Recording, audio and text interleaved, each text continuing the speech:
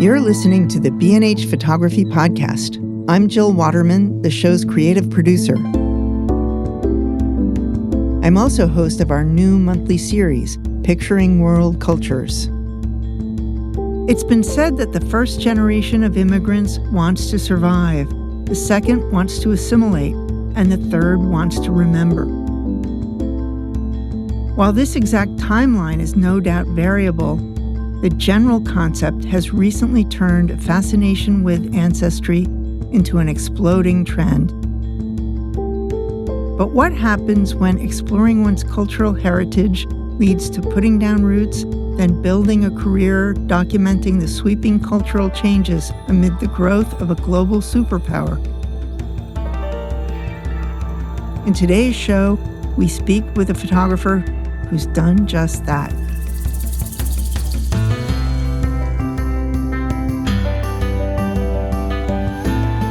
Walking us through his adventures in this ever-shifting landscape is photographer Mark Leong, a fifth-generation Chinese-American born and raised in Sunnyvale, California. After graduating from Harvard University in 1988, Mark was awarded a year-long Gardner Travel Fellowship to photograph in his ancestral homeland. He returned to China in 1992 as an artist in residence at Beijing's Central Academy of Fine Art. He ultimately decided to relocate to Beijing long-term, where he lived until 2017. During that time, he had a front-row seat to the many changes in one of the world's most populous countries. In 2003, Mark joined the photo agency Redux Pictures. His book China Obscura was published in 2004. A contributing photographer for National Geographic, Mark's photos have appeared in many other major publications. He's also received support from the NEA, 50 Crows, the Overseas Press Club, the Open Society, and most recently, Center's Blue Earth Fiscal Sponsorship Award. After many years in Beijing, Mark now lives in the San Francisco Bay Area, yet he continues his work on extended photo projects in China. Mark Leong, welcome to the show. It's good to be here. Thank you for having me. Oh, it's great to talk to you today. So I should preface our conversation by mentioning that up until now, this series has generally featured photographers who document within their country of origin or native culture. While you're ethnically Chinese, you were born and raised in America, yet you've dedicated much of your photographic career to living in China and focusing on Asia in your work. I specifically wanted to speak with you about China because of the dramatic timing of your arrival in 1989 and your current focus on the young adults born under China's one-child policy, which we'll get into later.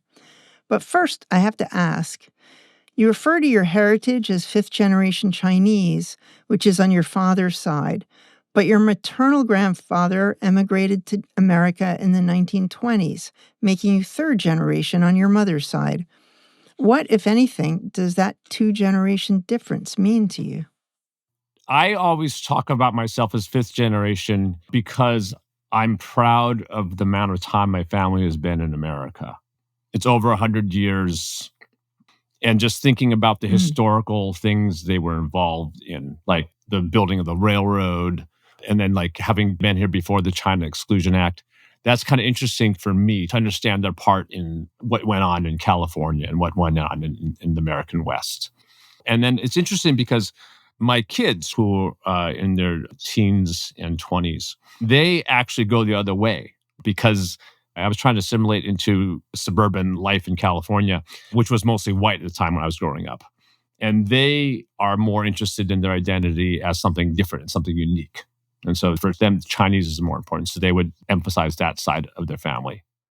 Right. And multiculturalism and all And that's that. just a new thing. I think just to be unique and different or to just be aware of your identity is more important for young people than it was for me at the time. Yeah. Interesting.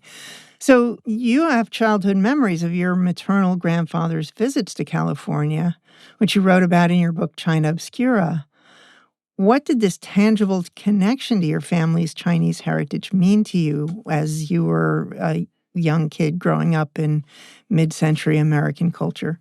Well, because I was in that kind of assimilation mode, it annoyed me when it was happening. I felt Mm, that I didn't want to go to this place where I didn't speak the language and everything felt foreign to me. I grew up in Sunnyvale with malls and paper route and soccer practice. And then I go to this place where it just seems alien. That said, it did remind me that I was Chinese. And so even though I didn't enjoy it, it hardwired that link yeah. to where we came from. Over time, I've come to appreciate it. Yeah. Mhm, mhm. Do you think that tangible connection was part of the reason why you focused some time on documenting American Chinatowns when you were in college?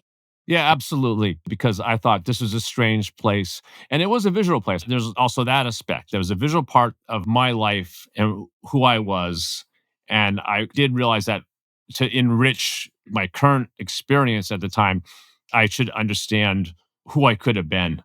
And so I went back to that. I said, well, this is someplace it's part of me. I don't understand it. Mhm. Let's engage it with my camera. Yeah. So how many cities did you photograph the American Chinatowns for? I think it was like 10 cities across North America. How varied were they? At that time in the 1980s, it must have been quite different than, the Chinatowns that you find today. There were some classic old Chinatowns like San Francisco and New York, Mhm. just felt well embedded neighborhoods. Mhm. And then other places where it was maybe just like a Chinese gate and a few restaurants. Mhm. That was my first long term project I did. And so I wasn't thinking anthropologically. I was just trying to get pictures. I was like, oh, here's an interesting environment to take pictures in. It's related to who I am. I recognize some parts of these places, like these kind of markets or these kinds of signs, but I didn't even read Chinese words at that time. Mm.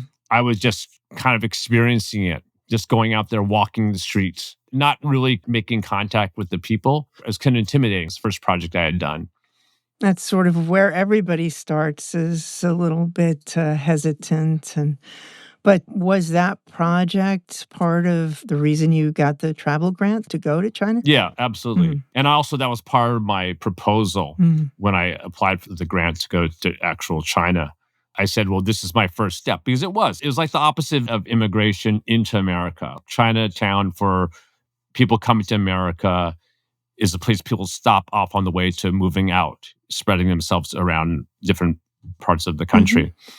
And for me, it was the first waypoint on the way out. Yeah. It came to me probably about halfway through when I was photographing for that 1 year of the Chinatowns. Mm. So I said, I should probably go back and see China itself at this point. Mhm. So you received the travel fellowship, but the timing of your arrival was quite dramatic. You actually arrived in China the day after the Tiananmen Square crackdown in 1989.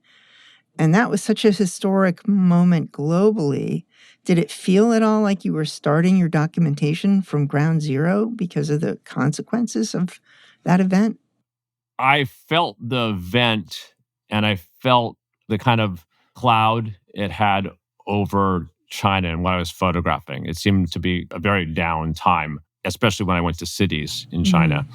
But I did not think of it as ground zero because I had no comparison to base on it. It was more like my ground zero that happened to coincide with this event. There was no change or anything like Mhm. that to me because that's all I knew of China. Right. It felt like to me that not only had it been that way for a long time, it would always be that way. And both of those things are wrong. Mhm.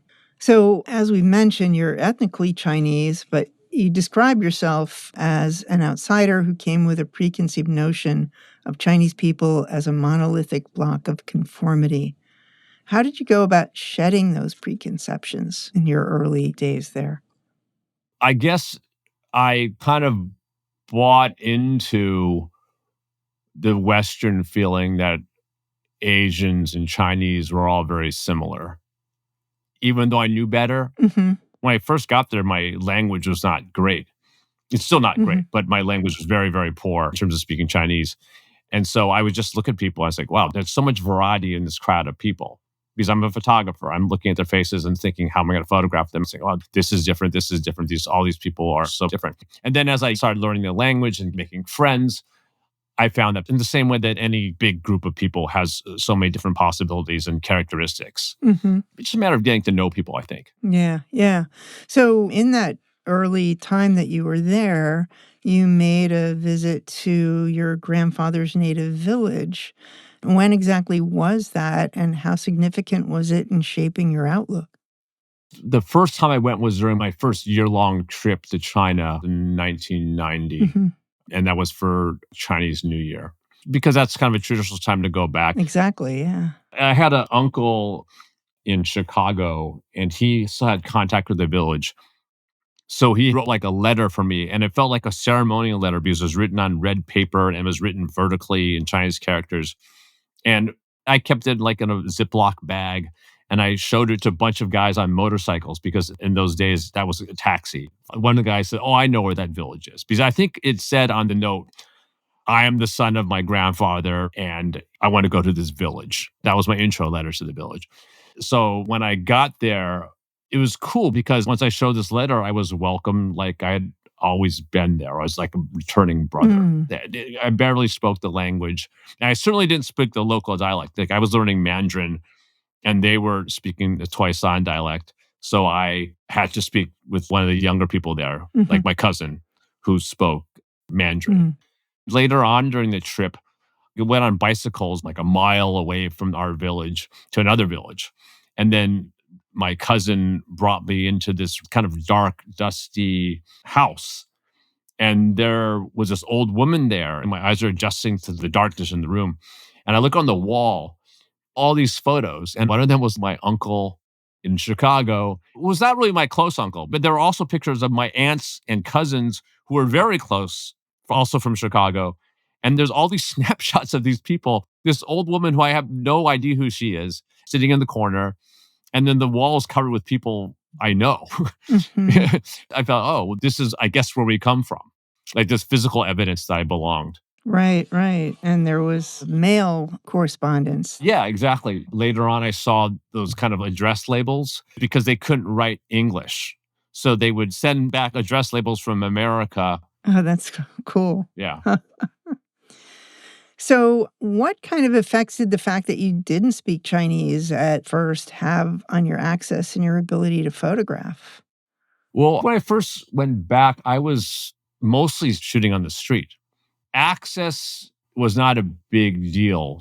Just by being friendly, by being harmless, even without great language, people were accepting of me taking photos. Hmm. But it still kind of hinders my understanding of what I'm photographing. Sometimes I photograph stuff or see something that's interesting and think maybe later on I'll ask somebody what I actually photographed. Photograph first and ask questions later. Uh-huh. Right. Did you ever run into situations where the lack of language ability let you in to photograph things that other people might not permit? It's hard for me to know because of the lack of language ability. I do know that sometimes I'd be working with a journalist who was like a friend who was white but spoke much better Chinese than I would. It'd be like an interview of somebody, and the journalist would do the interview, and then afterwards, the person being interviewed would come to me and say, "Okay, just between us Chinese, I can tell you this extra detail. Uh-huh. You know, you're one of us, Right. regardless of your cultural ability or understanding or language ability. You're one of us." Yeah. That's cool. Yeah. So, what about cultural differences between city dwellers and people in smaller villages? Was there a big difference in your early days there? In my early days, I pretty much stuck to the countryside because the cities, this was after Tiananmen, were more nervous. Mhm. And so I didn't have a real basis for comparisons because China is quite varied and large. And so all my initial ideas about how China was were formed by what I saw in the countryside. It's also like everything's dynamic. China's going through this moment. I am going through my initial development as a lone photographer, working by myself in a place I don't understand. So I was just trying to go along with the flow as opposed to making comparisons at that point. Hmm. Well, what about you went back to the States for 2 or 3 years and then you returned in 1992? What kind of differences did you find when you went back the second time after the 2 to 3 years you were away? So that's interesting because instead of going to the countryside, I went to Beijing. And also, I'm going to the art school. So this is like a very specialized group of cultured people who are watching videotapes of French films and stuff like that. So it's very different. It seemed like a whole different place. And then things were opening up. So, like when I first got to China, there were no supermarkets. You had to kind of go to the counter. And if you wanted something, like if you wanted to buy a deck of cards, you had to fill out a little form. You go to another counter, you'd pay cash, you get another form back, you bring the form to the original counter, they give you the cards. That was still the case when I was there in Beijing, but it was changing. And they're starting to have these places that were kind of self-serve stores, Hmm. like the first grocery stores where you just Yeah. could pick your stuff out. It wasn't a wet market. It wasn't this kind of bureaucratic place where you had to go to different counters. It was just a place you grab your stuff, put it in a basket, which we're used to in America. Hmm. And so that was different. And then the appearance of more imported products, like getting Oreo cookies. That was something that suddenly showed up, or Coca-Cola. Hmm. And because I remember when I was first there, I would go to stores and it'd be like one kind of biscuit or one kind of soda. It's like very, very few choices of anything. Kind of consumer culture was ramping up the second time it came back. And then globalization, cultural globalization. I was with all these art students. And part of the way we bonded was we listened to the same music. Early 90s is Nirvana was happening. Hmm. And I don't know if you remember this rap band, Arrested Development. So we'd have these parties and we'd be playing this music and everybody would be getting into the same kind of songs. That was another way to bond. And that was not the case when I was in 1989. And I don't know if it was because I was not in the city or it was because the time difference. I think it was probably a little bit of both. Hmm. But, again, that was a time when there was so little choice. You'd hear the same song being played. I remember I was in a hostel and I was trying to go to sleep, and some played the same song probably like 40 times in a row, a Chinese popular song. Hmm. By the time I got to Beijing, it seemed like more variety and internationalization was happening. Yeah, yeah. There were Western songs added to the playlist. You mentioned the word wet market, and that's a curious reference for me. What specifically is the description of a wet market? I don't always call it a wet market. It's like a fresh food market where Mm. farmers and distributors come in and they sell stuff Mhm. from live chickens, live pigs, to eggs, to cabbages, and it's usually in season. Right, right. Um, I guess another change, people would pile up all their cabbage outside their house Mhm. because it was the only vegetable it seemed that was available in the winter. And it was very hardy, so it could just be in a pile outside your house and you just bring it inside, peel off the outside leaves, get the coal dust off it, and you could make it. And Wow. that changed when shipping got better and refrigeration got better. And so people could have all kinds of different vegetables throughout the year. But when I was first in Beijing, it was like everybody had these piles of cabbage. I think it was like November 1st when all the big trucks would come into town full of cabbages Hmm. and they just dump them on the street for somebody to sell. And people would just buy cartloads to bring to their house. And that would be their vegetable for the entire winter. So, was there one particular point where you really noticed the rise in consumer culture? That was probably it, probably the early 90s. Mhm. The cabbage mountains got smaller and smaller every year. Shops would open because at the time when I was there, I was also a consumer. So I was happy when a new kind of shampoo showed up, Right. that I like, or something I wanted, a different kind of bicycle. When I first got there, all the bicycles were black and the same, like Mhm. two brands of bicycles. They were all black, one-speed bicycles. And then some blue bicycles started appearing, red bicycles started appearing. And that was just kind of nice. I guess visually, because I'm also thinking visually, I'm also a photographer. Right. Computers started appearing. But yeah, mostly shops. I think when I was first there, the first private enterprises were actually barber shops or a place to get your hair cut. Mhm. That were inside rather than on the street. Yes, they were Yeah. inside. The old barbershops were government. And so the people would all wear these kind of white coats like they're in a lab. Mhm. And it didn't seem like that fashionable. And then later on, especially in the South, because when I first got to China, I went to my ancestral province, Guangdong, which is in the South. And that's also where free enterprise started in China. And I think the cutting edge of free enterprise was a place to cut your hair. Interesting. So, obviously, in the early 90s, your earliest Chinese pictures were shot on film. What kind of gear were you working with back then? And when did you make a switch from film to digital? So I've always shot Nikons, and that's just Mm. because I think my first camera was Nikon, and I never wanted to go and switch all my lenses. So Mhm. I shot FE, FM2, F3, all kinds of Nikon film cameras. Mhm. Um, and one of the interesting things about being in China at that time was you couldn't buy film that was any good. I knew this was going to be the case. And so I hand rolled like 300 rolls of film, Mm. which seems like a lot then, but not these days, not with digital. But then it felt like a lot of pictures.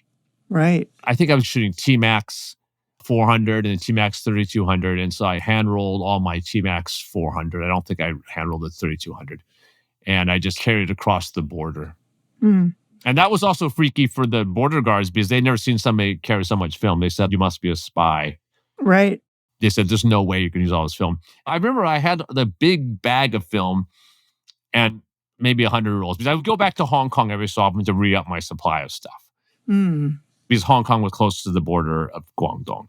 Yeah, I just recall like, "Oh, there's no way we're going to let you through." And then suddenly they just said, "Okay, let them through. Don't bug anymore." So I don't know what happened there. Some instance like that, and maybe I wouldn't have any photos at all from those years if they hadn't done that. It's Wow. interesting. I never thought about that. Maybe that's a turning point for my career that they let me bring my film in, Yeah.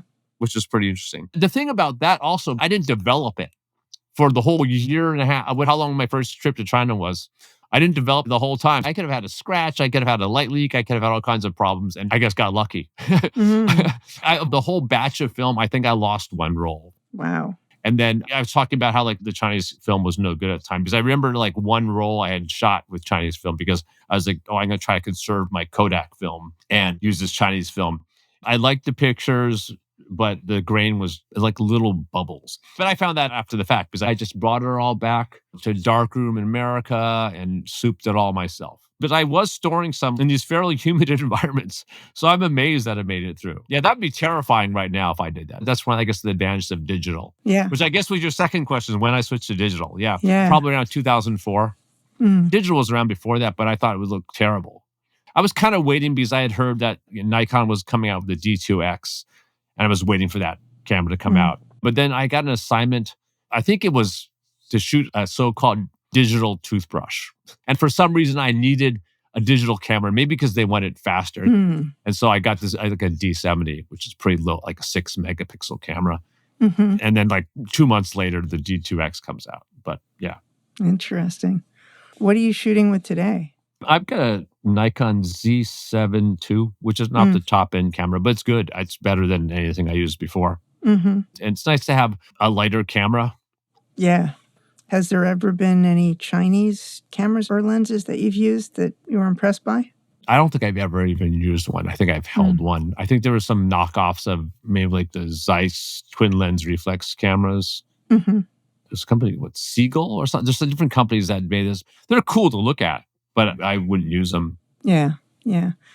And one of the things that's interesting about your work is most of your pictures are very wide angle. Mm. What focal length are you working with? And do you have any tips for composing images and working angles to avoid distortion? The 28 was my go-to lens for most of my early years. Mm-hmm. And then over time, because if you're working on an assignment or working an event, you have to move fast. And so I switched to a 1735 zoom. Mm-hmm. It didn't bother me so much in the beginning, distortion. It didn't bother me, and then it bothers me more and more as I get older. And I still probably favor the wides, but I always try to go, as close to a 50 as possible these days when I'm shooting. Mm-hmm. I guess that's the solution to avoid distortion. Also, with digital, you can chimp all the time. What you see is what you get. Right. And so I can look and see, okay, this person's arm looks enormous. It shouldn't be that enormous in this picture. So I back up or I change the angle. So it's mostly just kind of like feedback and experience as opposed to any specific tips. I mean, yeah, it's better to go less wide.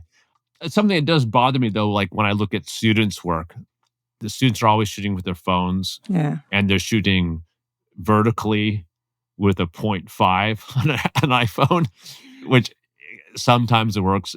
99% of the time it doesn't. And so I guess that's the tip. If you're shooting wide, don't shoot vertical. That's a big tip, I guess. Mm. So, in your book intro, you mentioned that during your first trip in 1989, locals told you you should be careful taking your camera out of your bag due to the presence of soldiers in the streets. Did you encounter problems when making pictures back then? Well, after I first arrived in China, I just recall sometimes when people got mad at me for taking pictures. It might just been because I was in their faces, not speaking their language, and that's kind of fair enough. And I remember like Hmm. one time I ended up with my camera strap kind of wrapped around my neck, people dragging me off and screaming at me. And then because it was a novelty, Huh. I was the most entertaining thing happening, I guess, in that whole neighborhood because there's like 100 people around me, and then I don't know how I got out of that. It didn't typically happen. The reason I remember it so clearly is because it's one of the few times it happened. Interesting. So, what's the situation when it comes to photographic restrictions in China today? And just like what you can and can't photograph. Yeah. Are there subjects or locations that people should be aware of that are off limits? I think a lot of them are just kind of similar to what most places are. In the West. Yeah. These days, especially because everybody has a cell phone with a camera on it, that people are used to it. So Mm-hmm. one of the things that I found is that as opposed to can I take my photo in this situation, now one of the questions is can I take a photo of this event or the situation without getting a picture of somebody else taking the photo at the same time? Right. But then I think there was a sweet spot where that was like, oh, everybody's taking photos, all okay, to the point that people think, oh, basically my privacy is being invaded here. And that's kind of gone over that crest. And now we're going back down to people saying a little bit more private. Don't have your cell phone out. Does that make sense? Yeah. Yeah, sure.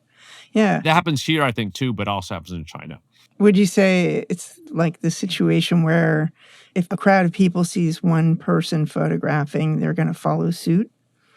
And all of a sudden there's, 20 people taking the same picture? I have to say, I'm also one of those followers sometimes too. And I bet you are too, right? Like, there's something interesting happening, you might take your camera out suddenly. If somebody's interested in something, I kind of want to know what it is too. And if it's interesting enough, I might follow suit and take my camera or my phone out Mm-hmm. and start photographing it as well. I've been photographing youth culture for many years. And some things I would do would be photographing rock concerts.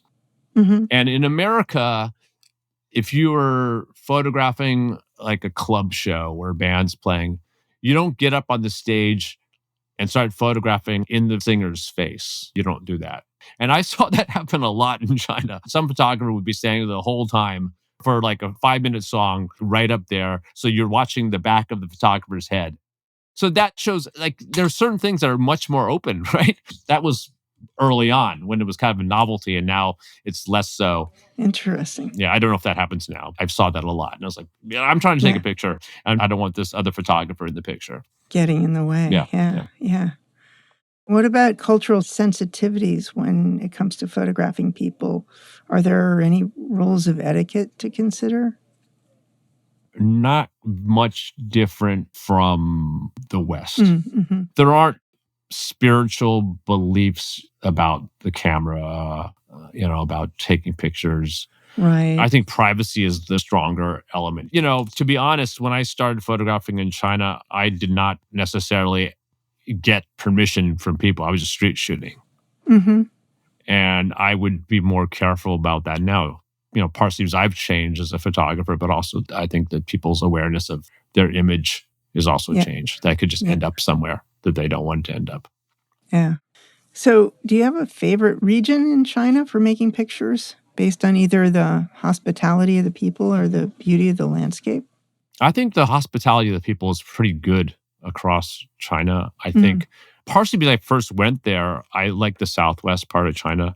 the best, like Guangxi province or Yunnan province. I think those have a great landscape. China has a lot of minorities, and that's where they mostly are, that southwest part of China. You get the Han, which is the majority of Chinese are Han. I'm Han Chinese. Hmm. And then you have all these other kinds of cultures there too. And it's interesting to see the combination. And then there's also this wonderful landscape. You see the karst hills and mountains and incredible vegetation in these provinces. And so that's probably my favorite place to go. And then also I'm partial to Guangdong because that's where my family's from.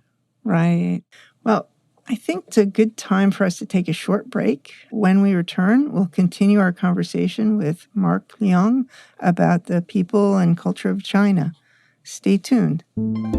I hope you're enjoying this chat with Mark Leong for my monthly series, Picturing World Cultures. Before we go back to the show, I want to give a shout out to Hannah B., who recently posted some helpful feedback about our past episodes to the comments section on the B&H Explora blog. When asked what she likes most about this series, she notes, it's photographers' personal stories. It's hearing different cultures, seeing all these images. Among her favorite shows are our chats with Taylor Irvine, Wayne Quilliam, and Daniel Rosca. Thanks so much for your engagement, Hannah. This feedback means a lot to us. We'd love to hear your thoughts on this episode and our show in general, and we welcome your ratings and reviews on our newest online destination, B&H Photo's YouTube channel, under the podcast tab. And stay tuned for my next installment of Picturing World Cultures coming up in December.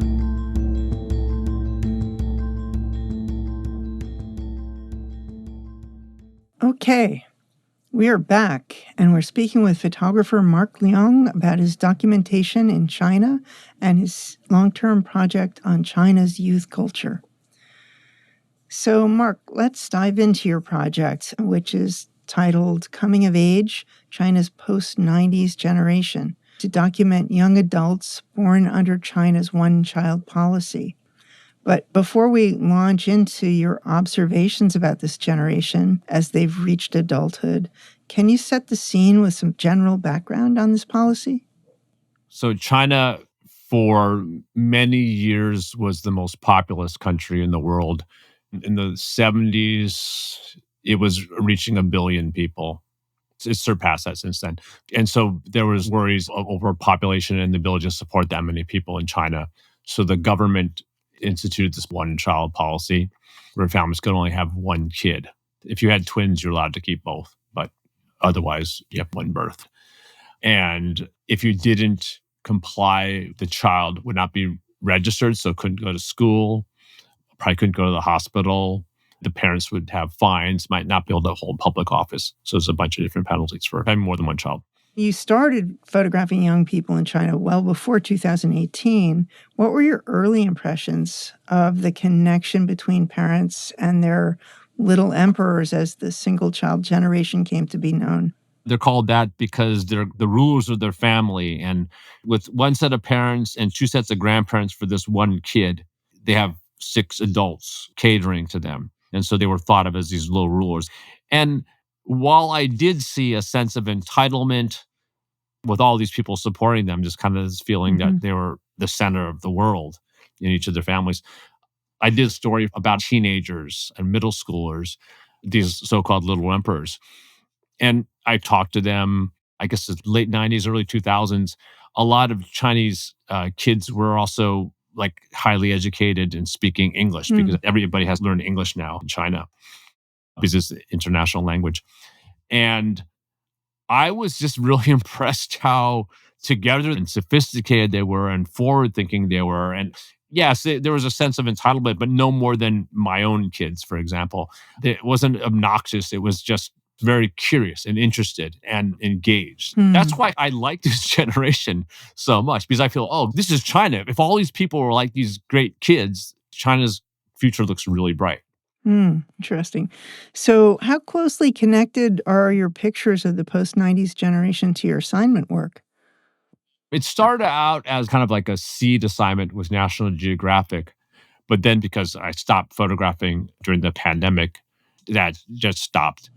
I would say it's not explicitly connected, although what I'm doing now in America, because I'm very interested in the Asian American population here.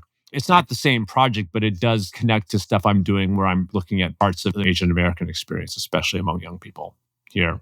So it's not explicit, but it does inform that. And I'm interested in seeing how they're different. Yeah. How they dovetail. Oh, that's Yeah, interesting. exactly. Yeah. Yeah. So you lived in China until 2017, but you began this project in 2018 after you moved back to the States. So how much time have you typically spent in China since 2017? I probably really started in 2017 because there's a couple of things I had photographed before I had kind of consolidated what I went to with the project. Mm, So from 2017 to the very end of 2019, when COVID had already hit China, I was often photographing in China. Basically, those 2.5 years where I was doing all the work. hmm Since then, I've kept in touch with my subjects, but I have not gone back to China because China just really reopened in the last year, I guess. I think some airports weren't open still for international travel. From what I understand, in recent years, some of the traditional family structures in China have been disrupted due to a parent or half of a young married couple moving to a distant city for either jobs or schooling. Has that had a significant impact on the post 90s generation's development? It seems like that's been going on for a while. I guess that does coincide because before China really opened up economically in 92, it was hard for people to go from their hometown to some other place. Hmm. So then in the 90s, migrant labor started happening. People began to leave the country to work.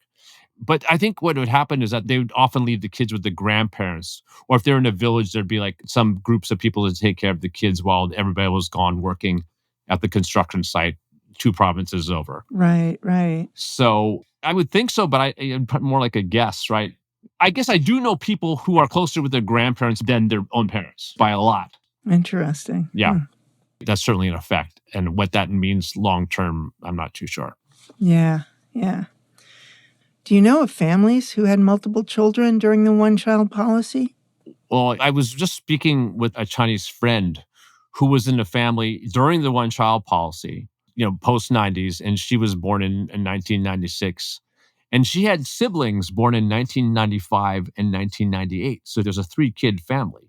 Mm, She had told me kind of vaguely that she was raised by her grandmother, but I didn't realize how close the family were. I thought they had kind of like straddled the policy or something like that, but no, they were quite close in age and they just had them, I guess, within a matter of 4 years, they had 3 kids.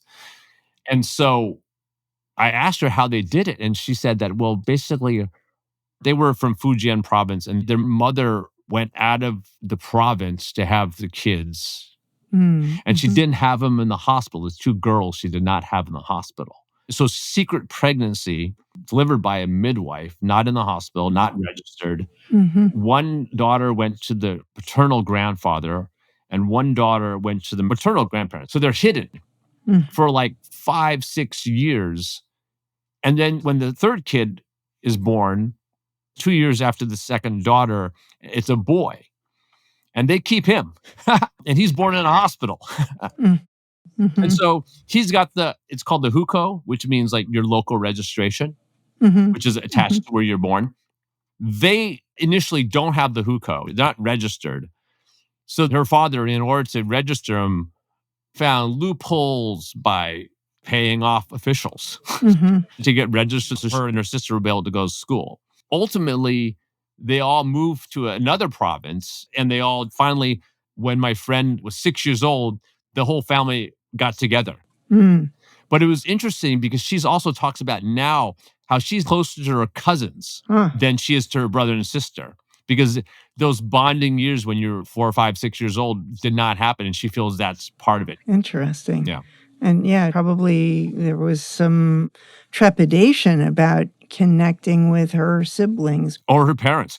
She's still angry about it. Mm, She felt abandoned. I mean, she mhm, described herself as abandoned, and she had never told me why, and now I know why. So this clever workaround and resourcefulness, there's personal cost to it. cool. So, in a statement about your project, you write, "What happens in a society built on 4,000 years of traditional clan connections where brothers, sisters, aunts, uncles, and cousins abruptly go missing. Based on everything you've seen and the information you've gathered so far, what's your best guess at a response to that? Yeah, it's definitely a guess because the point of my project now is that these people are coming of age. And so, how that plays out in the next generation when they have kids, what's going to happen with that? But I guess the stuff you see right now, the gender gap, a lot more males than females. Hmm. I think it's like 115 boys to every 100 girls. There's also the idea of elderly care, and we're seeing that now as their parents get older. And in the past, most of the elderly care was done within the family. And so, what's going to happen when you only have one kid? When the kid's still trying to support their own family and have a business, and also they're going to be taking care of the parents and possibly the grandparents too. So, what's going to happen there? That could also be more broadly applied in terms of just the idea of pressure.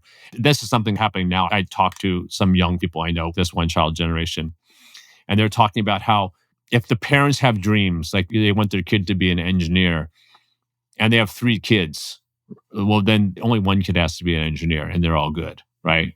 Hmm. But when they have all their dreams onto this one kid, the kid has to do all the things like be an engineer, get married early, perhaps move nearby to them so they can take care of all these pressures. It's not spread out. It's all this one point. Mm. You're the point of support where everybody wants to support you and give stuff to you and dote on you as a kid. But then you're also the point where everybody expects stuff from you at the same time. Right. That's part of the current mindset, I think, of a lot of these post-90s single children. Yeah. So China's traditionally known as a patriarchal society. Hmm. Has there been much of a shift in that kind of social structure within the post-90s generation that you know of? As a photographer, I'm more of an observer, and a lot of it's anecdotal and people I talk to as opposed to having studied this. But like the Me Too movement has hit China. And so there's more strength among women to stand up for what they want Mm. and Hmm. what they need. But it's really a Confucian society, which is a male dominant society, and that's hard to shake. Hmm. So I think it's still male bias. I mean, just the story about how a family will send off their two daughters to live with other people while they keep their son. That happened in the 90s, but that seems to be still part of the equation. Right. What about the familial pressure for Chinese youth to marry young? There's at least one statistic I read that notes that this has been cut in half over the past 10 years. Is there still such a thing as arranged marriages or matchmakers or dowries that young adults have to contend with today? From what I've seen, people are waiting to get married. Maybe not to the level of America, but it's later. People can wait till their 30s to get married. Mm. I think that families have pressure, but there's also you've raised this kid to be an individual, Hmm. and the individual says, "I'm not going to necessarily do that." I might hang out and take care of my parents, but I'm not necessarily going to get married early because I don't want to be tied up to that at this point. Hmm. The place where you see the matchmakers is actually because of the one child policy where it's more favored to having boys than having girls. Hmm. So you see the matchmaking, but that's maybe more from desperation for parents who want to find somebody for their boy. Right. These kind of marriage markets they have. There's been a lot of media coverage about these places. I don't think it's a real common thing to be matchmaked, especially this young generation. They are more independent in some ways, and that would be one way, like find their own partners. Yeah. Well, you mentioned something about individualism. Mm. Do you feel like that has become a tenet within society for young people to be raised as individuals? People are more trying to say what's different about them. Kind of like my own kids, but a Chinese version of that. I mean, the obvious way as a photographer to see this is people willing to dress away or get certain kind of tattoos and these things, which are just very unique, not trying to blend in with everybody else. When I first came to China, everybody was kind of blended in together. And maybe it's because I was not looking carefully enough, but it was like superficial stuff like what you wear. Right. Everybody's wearing the same exact colored jacket, the same green jacket, the same black pants. Yeah. Well, there was less choice for one thing. Yeah, less choice. And yeah, exactly. But less way to express yourself. Hmm. And so I think people feel much more free to express themselves. And you see this also in like social media. People are willing to stand out and try to be a star. Hmm. And I don't think that was much the case before. Just Mhm. to lie low and be a cog seemed to be more of the way of thinking. Right. So you spent a lot of time photographing in Shenzhen, which you refer to as China's most youthful city. And I'm sure much of the draw to that city is for manufacturing jobs. But are there other, perhaps cultural aspects of Shenzhen that make it appealing to Chinese youth? Shenzhen is kind of a melting pot city because of all these jobs. Mm. And so all these young people will go there looking for work. And sometimes they're not just what we think of as a typical migrant worker. They have college degrees. Some of them have master's degrees. They're getting jobs in industrial design or in IT. And so that's why it feels like this kind of place you can start anew, I guess. Mhm. And so I guess that's part of the attraction. And then it seems planned because they were able to start from kind of the bare bones of just like a fishing village to make it into this metropolis. And so they were able to, instead of have to deal with old traditional parts of the city that they want to change, they just could do whatever they wanted. So you see these kind of nice parks, and you think, oh, Shenzhen's the factory town, and it's this place where it's going to be all like boring and smoggy. And there are parts that are like that, let's be honest, but there are also parts that are pretty livable. I was always surprised by that when I went down there to do a story, to go see some factory. There, yeah, there's factory districts, but there's also these parts that seem like, yeah, this is just like a modern city. Mhm. And it didn't have to shift from the old Yeah, feudal ways to a contemporary city. yeah. One of your image captions notes that young Chinese have an immediate desire to monetize their hobbies. Can you elaborate further about that?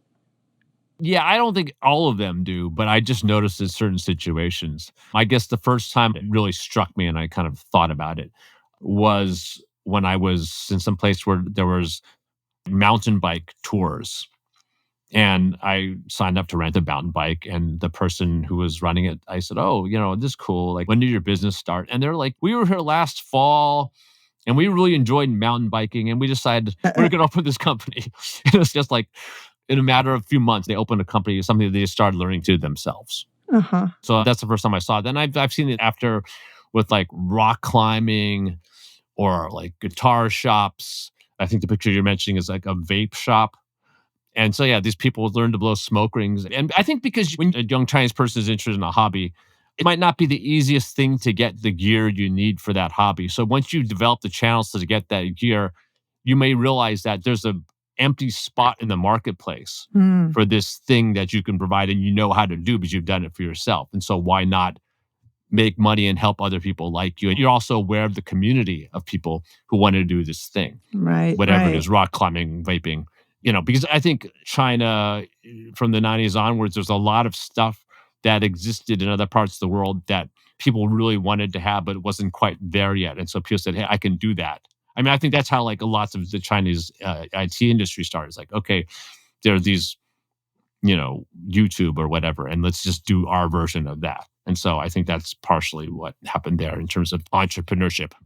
Yeah, so would you compare it to, like, what's happening in America with influencers, influencer culture? I guess so. Although, as far as I've observed, I thought the influencer culture was in China before it was in US, right? TikTok is from Douyin, which was the original version in China. And then it Mhm. became TikTok and it got internationalized a couple of years later. So I saw that stuff that was happening in China before I saw it in the US, live streaming and doing these short videos. Mhm.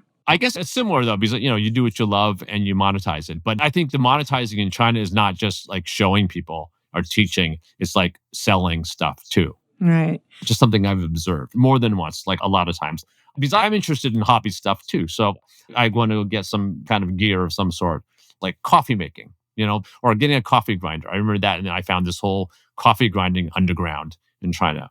And now it's so big that it's no longer an open market. After a certain point, when everybody starts doing it, or if it's very popular, then it's over, and then you're not going to be able to make money doing that. Right. Yeah, It's reached saturation yeah, point. yeah, So it's a matter of jumping in early. yeah. What about young people looking back to traditional culture? Is there any interest in China's past cultural heritage? or are they charting a new course? I think both. There's a lot of pride in the past. Hmm. China was the height of civilization, the Tang Dynasty say. So there's a lot of pride in that. And you see in stuff like there's the Hanfu movement, Hmm. which is kind of a response to cosplay. So cosplay is dressing up as Japanese anime characters, Right, basically. right. Hmm. And then Hanfu is dressing up as figures from the legends and myths of China. Mm-hmm. And that's kind of a response like, yes, we have this background too. We have this culture in China too. I mean, I know artists who are trying to do traditional calligraphy, but in their own way, in this kind of avant garde way. Mm. And you see video games like the Legends of the Monkey King or Three Kingdoms. These are kind of traditional stories. Hmm. And so I think that this is an opportunity because there's more resources to actually come up with a kind of a modern identity. There's been creative people, but it's not valued in the way that creates something that's identifiably Chinese. Like, 'cause most of the stuff that we see in the West about China is ancient culture. We think of China, we think of older stuff, Hmm. centuries old stuff. While it seems like this generation wants to do more like in areas of design or the areas of software or video games that aren't based on ancient Chinese stories. I feel Hmm. that that's coming out. So that's what's interesting also to me about this generation I'm photographing, that they have this kind of creativity and they have the resources to use this creativity to make something. And how much of that kind of information did you learn during the time period when you had to stop photographing because of COVID, but you kept up a correspondence?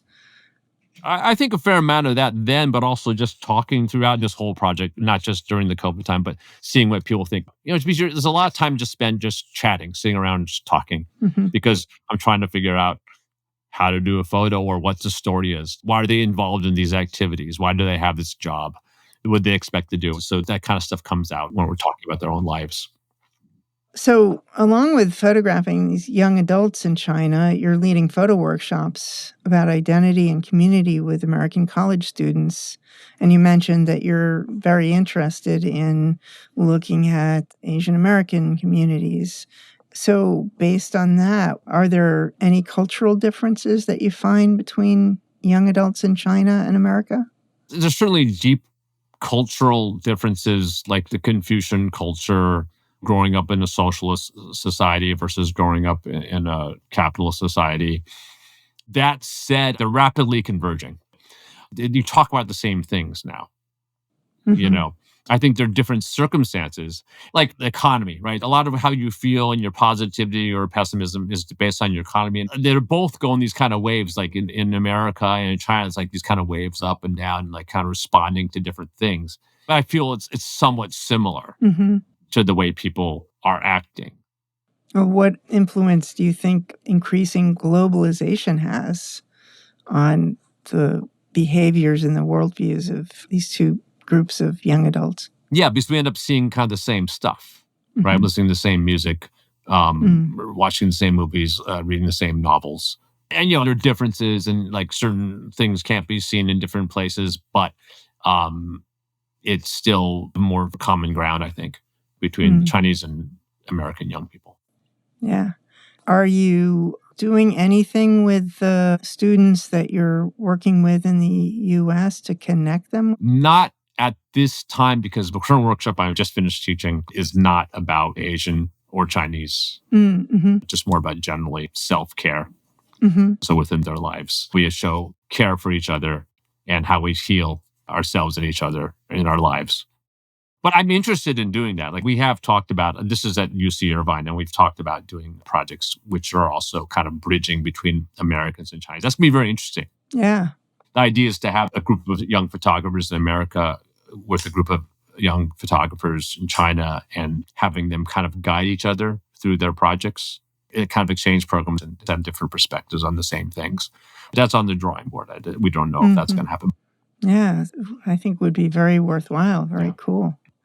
Yeah, because to have somebody who's local help you do a project is way different from having somebody who's just kind of parachuting in like I did. I just parachuted in, but having somebody local there makes a big difference. Yeah. Right. Yeah. Well, I look forward to seeing or in learning more. Yeah, I'll let you know if that goes through, if we can get Yeah. that together. Yeah. Yeah. So thanks so much, Mark, for your time and speaking with me today and the insights you've shared about Chinese culture and your documentation of contemporary life there. But before we go, I'd like to end with a short visual questionnaire inspired by the TV show Inside the Actors Studio. It's a brief list of questions with one-sentence answers. So, Mark Leong, with all things being equal, is your preference color or black and white? Oh, these are really hard questions. I say color because I'm still working at it. Mm-hmm. So which image orientation do you gravitate to more often, horizontal, vertical, or square? Oh, it's horizontal for sure. But, even though I try to avoid the wides, I still end up kind of going towards the wides. So I definitely like horizontal. Yeah, yeah. And what's your lens preference, prime or zoom? Zoom gives me more options. Mm-hmm. If you could only carry one lens, which would it be? I'm currently carrying a 24-70, and I kind of like that. Yeah, it covers all the bases. Yeah, exactly. So it's not really an answer. What one photographer, living or dead, has influenced your work the most? I guess Robert Frank. Mm-hmm. And outside of photography, what profession or craft would you most like to explore? Cooking. Ooh. Making food. Some food thing. Probably cooking. Yum. In a single word, what's your biggest motivation for making pictures? Seeking. That's a nice word. I like that. So you recently received fiscal sponsorship for your post-90s generation project. What do you have on tap for that project? Or do you have any other projects you're working on? So I started photographing these Asian American kind of projects. I was trying to find places in California where a strong part of the Asian American community was involved. So I was photographing a lot of STEM programs, actually. But that's just the start. So I'm trying to figure out different ways to approach this kind of question. And also have some energy projects about environmental energy that I'm working on. But I think the main thing I am trying to focus on will be to follow up with my China Youth Project. That's what this fiscal sponsorship is for. Yeah.